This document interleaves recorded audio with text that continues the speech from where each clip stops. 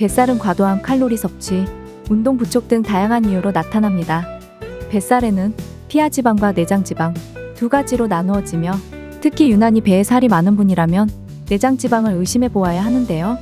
염증 물질을 분비해 당뇨병과 같은 심각한 질환을 유발하기 때문에 반드시 빼야 하는 지방입니다. 여러분 안녕하세요. 사랑하며 건강하게 100세 이상 사랑건백입니다.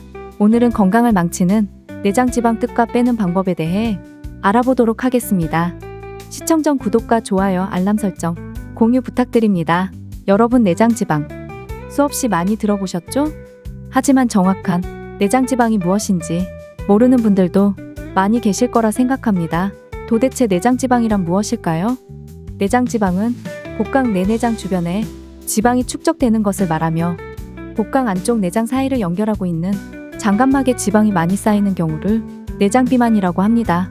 그렇다면 내장지방 왜 생기는 걸까요? 원인은 다양하나 핵심을 말씀드리자면 당함류가 높은 패스트푸드, 인스턴트 식품, 육류, 탄수화물 과다 섭취, 운동 부족, 흡연 및 음주입니다. 이러한 것들은 내장지방뿐 아니라 몸에 좋지 않다라는 거 알고 계시죠? 흔히 알고 있어서 내장지방을 가볍게 여기기도 하는데요. 하지만 내장지방이 위험한 이유는 분명합니다. 내장지방은 인슐린 저항을 증가시키는 사이토카인을 많이 생성하여 혈당을 높여 당뇨의 원인이 되며 나쁜 콜레스테롤을 늘리고 좋은 콜레스테롤은 줄여 이상지질혈증까지 발생시킵니다. 복강 내내장 주변에 지방이 쌓이는 내장지방과 달리 피하지방은 복강 밖 피부 바로 아래에 축적됩니다. 피하지방은 건강에 직접적인 악영향을 끼치지 않은 반면에 내장지방은 인슐린 저항성을 증가시키는 사이토카인을 많이 생성하여 혈당을 높여 당뇨의 원인이 됩니다. 또한 나쁜 콜레스테롤인 LDL과 중성지방을 늘리고 좋은 콜레스테롤인 HDL을 줄여 이상지질혈증까지 발생합니다. 이상지질혈증이 발생될 경우 심근경색, 뇌졸중으로 이어질 수 있습니다. 내장지방으로 인하여 생기는 대표적인 질병으로는 당뇨병, 심근경색, 뇌졸중과 같은 심혈관 질환, 수면무호흡증, 식도암, 위암 등 각종 암이 있습니다. 이렇게 무시할 수 없는 무서운 내장지방 자가진단법을 통하여 확인할 수가 있는데요. 집에서 간단하게 확인할 수 있는 진단법입니다. 4가지 이상 해당된다면 내장지방 뜨시기 때문에 건강한 습관을 유지하는 것을 권유드립니다. 자, 바로 체크해보세요. 앉아서 일하는 시간이 많다. 최근 1년간 별다른 운동을 하지 않았다. 주의회 이상 술을 마신다. 식사가 불규칙하고 과식을 한다. 아침을 걸을 때가 많다. 간식을 좋아하고 맵고 짠 음식을 좋아한다. 팔, 다리는 가늘고 아랫배만 나와 있다. 살의 근육이 없고 물렁하다 입니다. 이 중 4가지 이상에 해당된다면 꼭 건강한 습관으로 바꿔보시길 권유드립니다. 무시무시한 내장지방 당장 빼야겠죠?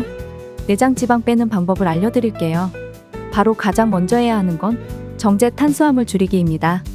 정제 탄수화물을 과도하게 섭취할 경우 중성지방 수치가 올라가 내장에 지방이 쌓이기 쉬워지므로 적정량 이상의 탄수화물을 섭취하지 않도록 조절하는 것이 중요합니다. 설탕, 액상과당 등과 같은 정제 탄수화물을 과도하게 섭취할 경우 중성지방 수치가 올라가 내장에 지방이 쌓이기 쉬워집니다. 적정량 이상의 탄수화물을 섭취하지 않도록 조절하는 것이 중요합니다. 다음 가장 핵심, 12시간 이상 공복 유지하기입니다. 보통 12시간 이상 공복을 유지하면 지방분해 대사가 시작되고 혈당과 인슐린이 떨어지면서 지방이 더 잘 분해됩니다. 보통 12시간 이상 공복을 유지하면 지방분해 대사가 시작되는데요. 혈당과 인슐린이 떨어지면서 지방이 더 잘 분해됩니다. 저녁 식사부터 다음날 아침 식사까지 12시간의 시간을 두는 것이 좋습니다. 다음으로 꼭 해야 하는 것 무엇인지 눈치채셨죠? 네, 바로 운동입니다. 운동 중에서도 유산소 운동을 하셔야 합니다. 유산소 운동하기, 몸에 살짝 땀이 날 정도의 강도로 하루 30분씩 주 3일 이상 하거나 고강도 운동을 짧게 반복하는 인터벌 운동도 좋습니다. 인터벌 운동은 숨이 찰 정도의 고강도 운동을 1에서 2분간 하고 1에서 3분간 가볍게 운동합니다. 마지막으로 어떻게 먹는지도 중요하겠죠? 바로 단백질 섭취하기입니다. 우리 몸에 있는 단백질이 부족할 경우 근육에 있는 단백질을 빼서 사용하게 되는데요. 이로 인해 근육량 감소와 함께 기초대사량 감소가 발생할 수 있어 오히려 역효과를 볼 수 있습니다. 우리 몸에 있는 단백질이 부족할 경우 근육에 있는 단백질을 빼서 사용하게 되는데요. 이로 인해 근육량 감소와 함께 기초대사량 감소가 발생할 수 있어 오히려 역효과를 볼 수 있습니다. 몸무게 1kg당 1.2에서 1.5g의 단백질을 섭취하는 것이 좋습니다. 여러분, 내장 사이에 지방이 쌓이는 복부 비만은 각종 질병의 위험을 높입니다. 특히 단맛에 유혹을 뿌리치지 못해 설탕 등 단순당을 지나치게 많이 먹으면 내장 지방이 크게 늘어납니다. 반대로 통곡물, 채소, 해조류 등의 식이섬유는 몸속에서 지방 흡수를 줄여 중정지방을 직접 낮추는 작용을 합니다. 이런 음식 조절과 함께 신체 활동을 늘리면 남은 지방이 대장에 쌓이지 않습니다. 오늘은 흔한 질병인 내장지방에 대해 알아보았는데요.